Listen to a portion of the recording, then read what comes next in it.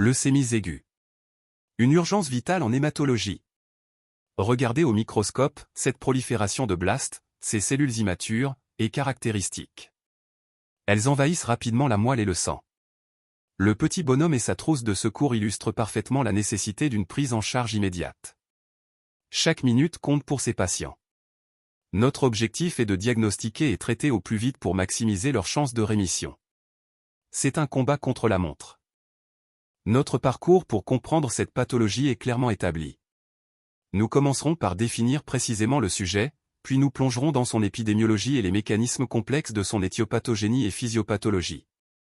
Ensuite, nous aborderons l'étude clinique, les diagnostics positifs et différentiels, pour enfin explorer les complications, le pronostic, et bien sûr, les stratégies thérapeutiques. Un programme complet pour maîtriser ce domaine. Définition. La leucémie aiguë est une hémopathie maligne, caractérisée par une prolifération clonale et incontrôlée de précurseurs hématopoïétiques immatures, les fameux eublastes, essentiellement dans la moelle osseuse.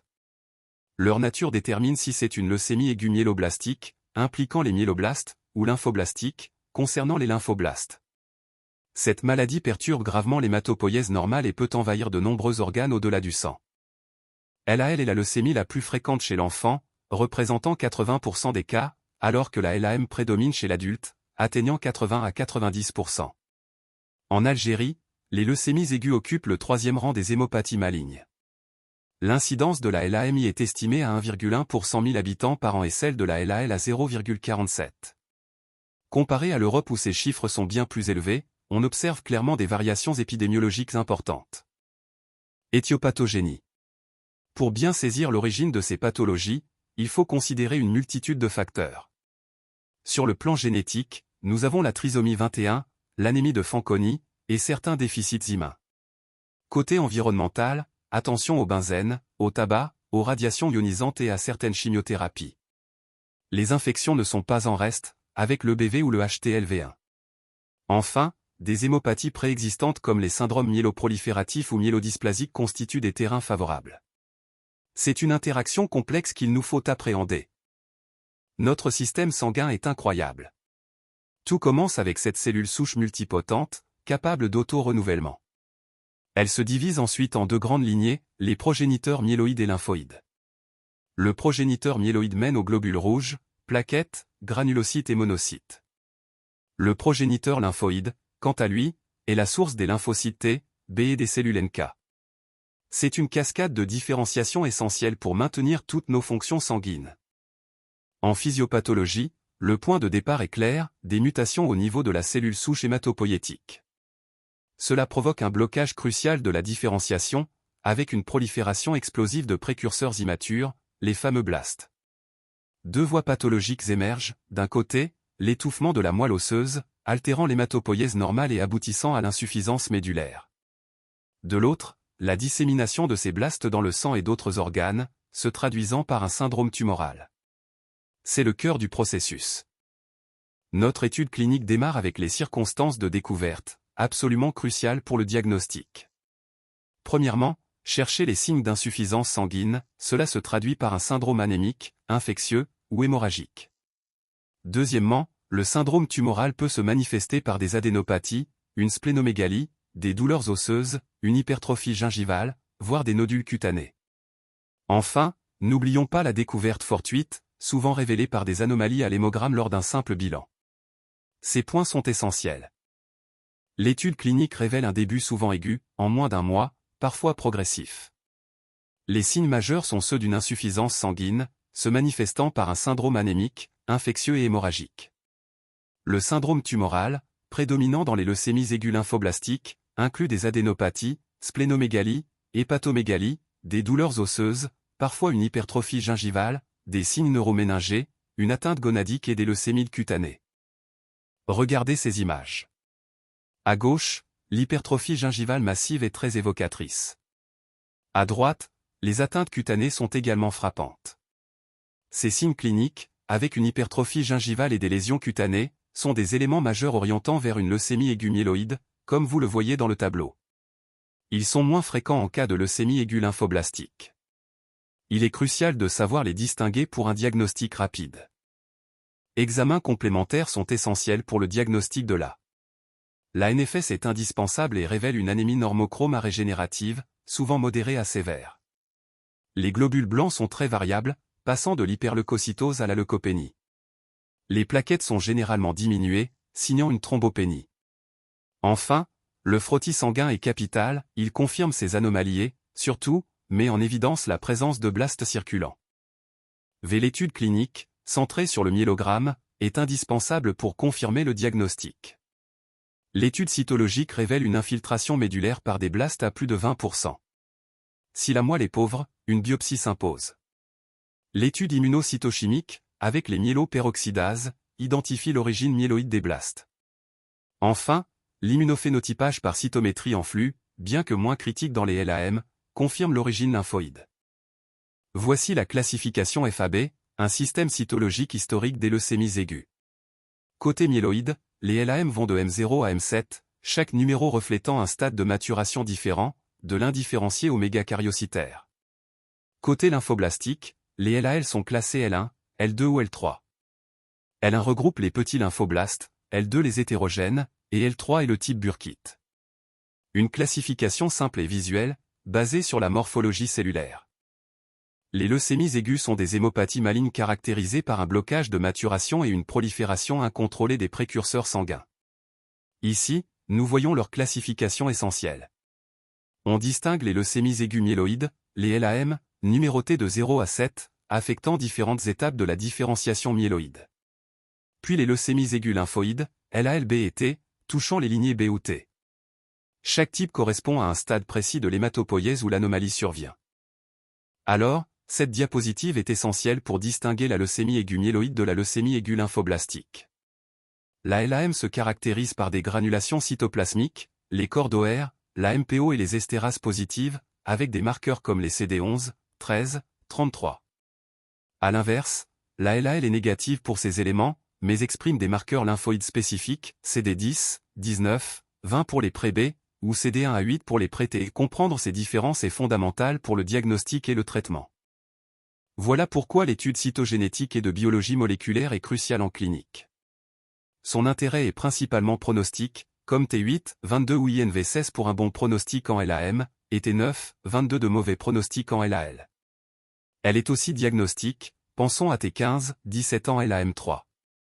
Surtout, elle guide nos décisions thérapeutiques en nous permettant d'adapter la stratégie au groupe de risque. C'est une pierre angulaire. L'étude clinique, c'est avant tout un bilan d'extension et de complications capitales. Nous rechercherons systématiquement un syndrome de Lees, une CIVD avec un bilan d'hémostase complet, et toute atteinte du système nerveux central, nécessitant parfois ponction lombaire ou IRM. Pensez à explorer un syndrome tumoral profond par imagerie et à vérifier l'absence d'hémorragie rétinienne par un fond d'œil. Une approche exhaustive est la clé. Si diagnostic positif. C'est souvent simple à évoquer devant des signes d'insuffisance sanguine, parfois un syndrome tumoral, et bien sûr une NFS anormale avec un frottis sanguin suspect. La confirmation est sans équivoque avec le myélogramme, l'étude cytologique révèle plus de 20% de blastes. Pour l'origine, l'étude cytochimique orientera vers une lignée myéloïde, tandis que l'immunophénotypage sera clé pour les leucémies lymphoïdes, mais moins critique pour le diagnostic des LAM. Devant des signes d'insuffisance sanguine, le diagnostic différentiel est crucial. Pensez d'abord à l'aplasie médulaire, confirmée par une moelle pauvre à la biopsie ostéomédulaire. Le syndrome myélodysplasique montre une dysplasie avec des blastes inférieurs à 20%. N'oubliez pas l'anémie mégaloblastique, liée aux carences en B9 ou B12, avec des mégaloblastes et des dosages vitaminiques bas. Enfin, les métastases de cancer solides comme thyroïde, sein ou prostate peuvent aussi être révélées par la biopsie. Retenez ces pistes pour ne rien manquer. Devant un syndrome tumoral, le diagnostic différentiel est crucial. Pensez d'abord au lymphome, la biopsie ganglionnaire est la clé du diagnostic, même si la moelle osseuse est normale. N'oubliez pas les causes infectieuses comme la mononucléose, confirmée par sérologie. La leucémie lymphoïde chronique se manifeste par une lymphocytose sans blast, et le diagnostic est immunophénotypique. Enfin, en cas de douleurs osseuses, évoquez une ERA ou une drépanocytose. Complications. Elles sont dominées par l'insuffisance sanguine. L'anémie entraîne des conséquences cardiovasculaires, la thrombopénie des hémorragies. La neutropénie et l'immunodépression globale exposent à des infections opportunistes, c'est souvent le premier signe frappant. N'oubliez pas le syndrome de lyse tumorale, un syndrome métabolique aigu après la destruction massive des cellules. Il se manifeste par une hyperuricémie, hyperkaliémie, hyperphosphatémie, hypocalcémie et parfois une insuffisance rénale aiguë. Soyez vigilants. Complications graves à surveiller. Le syndrome de leucostase, c'est l'accumulation massive de blastes dans les capillaires pulmonaires et cérébraux, entraînant une hyperviscosité sanguine. Il concerne surtout les LAM 4 et 5, mais aussi 1 et 2. Ensuite, la CIVD, ou coagulation intravasculaire disséminée, est une activation non contrôlée de la coagulation. Elle libère massivement des substances procoagulantes, menant à une coagulopathie de consommation, caractérisée biologiquement par une thrombopénie, hypofibrinogénémie et une augmentation des dédimères. C'est une urgence. Complications, et plus précisément la compression par le syndrome tumoral, constituent des enjeux majeurs. Cette compression peut cibler les nerfs, entraînant des déficits moteurs ou sensitifs, comme l'anesthésie de la houppe mentonnière due à l'atteinte du nerf alvéolaire inférieur.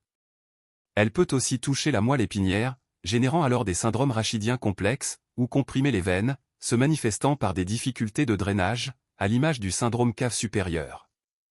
Identifier ces mécanismes est fondamental pour une prise en charge rapide et efficace. Les facteurs pronostiques sont essentiels.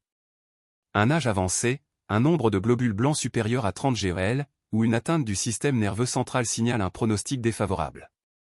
Une leucémie secondaire à une chimiothérapie, un immunophénotype biphénotypique, et surtout les anomalies cytogénétiques et moléculaires comme la mutation FLT3 ou les translocations T9, 22 et T4, 11 en LAL, sont des marqueurs majeurs de mauvais pronostic. Retenez ces points clés pour l'évaluation clinique.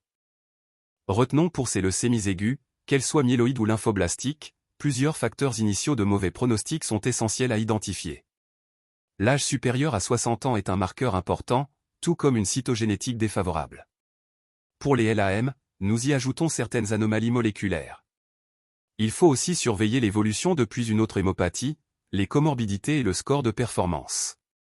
La réponse au traitement, notamment l'absence de rémission complète, est également cruciale. Traitement. C'est une urgence thérapeutique absolue, une course contre la montre. Nos buts sont doubles et cruciaux. Premièrement, nous devons obtenir une rémission complète, et pour cela, la chimiothérapie est notre allié principal, toujours associé à un traitement symptomatique pour le confort du patient. Deuxièmement, et c'est tout aussi vital, nous cherchons à prolonger significativement la survie de nos patients. Pour certains d'entre eux, notre ambition est même d'atteindre une guérison complète, que ce soit par une chimiothérapie de consolidation intensive ou, dans les cas indiqués, par une allogreffe de cellules souches hématopoïétiques. Un programme exigeant mais plein d'espoir. Traitement symptomatique. Pour l'anémie, on transfuse des culots globulaires isogroupes, isorésus, à 3 cc et kg, visant un seuil d'hémoglobine de 8 g par décilitre. Contre le syndrome hémorragique, on utilise des transfusions de plaquettes si la thrombopénie est inférieure à 20 GRL. Concernant les infections, la prévention est clé avec l'isolement et l'alimentation protégée, complétée par des antibiotiques à large spectre curatif. Enfin, nous gérons l'hyperhydratation et veillons à préserver la fertilité du patient. Traitement spécifique. La chimiothérapie s'organise en phase clé, l'induction pour une rémission complète, avec moins de 5% de blast. La consolidation réduit la maladie résiduelle et améliore la survie sans maladie. Un entretien est discuté. En parallèle, l'allogreffe de cellules souches hématopoïétiques est fondamentale pour les LAM de risque intermédiaire ou défavorable, et pour les LAL de haut risque. Retenez l'essentiel de ces stratégies. Merci pour votre attention. J'espère sincèrement que cette session vous a été enrichissante et a suscité de nouvelles réflexions. C'est le moment idéal pour échanger, donc n'hésitez surtout pas à poser vos questions ou à partager vos impressions. Votre participation est précieuse, et je suis impatient de poursuivre la discussion avec vous.